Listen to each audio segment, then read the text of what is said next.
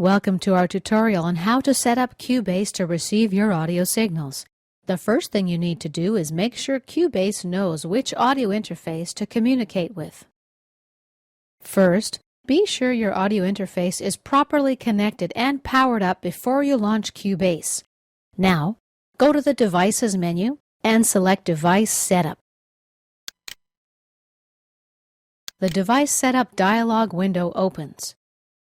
On the left is a list of devices, and on the right are some settings and options for each device. Let's click on VST Audio System from the Devices tree on the left. The VST Audio System page opens. From the ASIO Driver drop-down menu, select your audio hardware driver.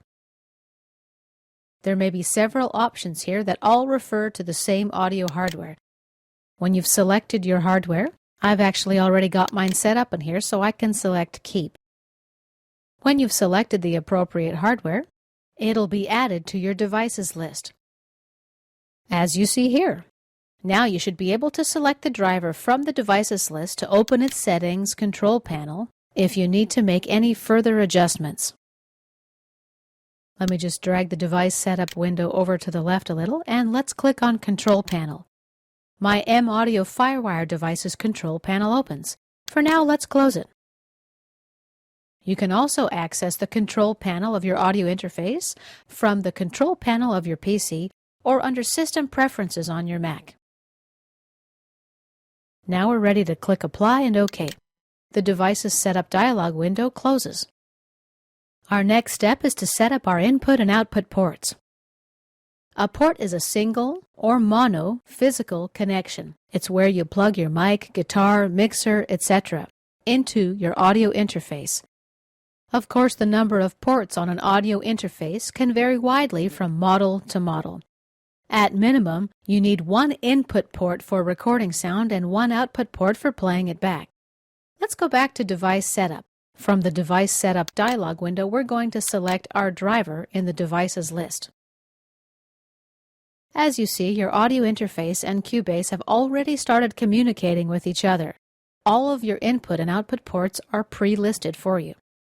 If this list is unwieldy because too many ports of the same name are displayed, you can hide a port by unchecking the visible checkbox. However, this disables the port and prevents you from using it. I'm going to hide some of my inactive ports.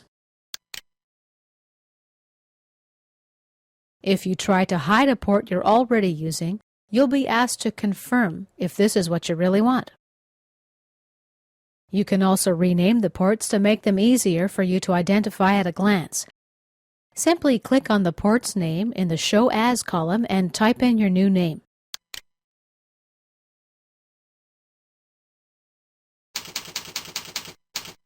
And then press Enter.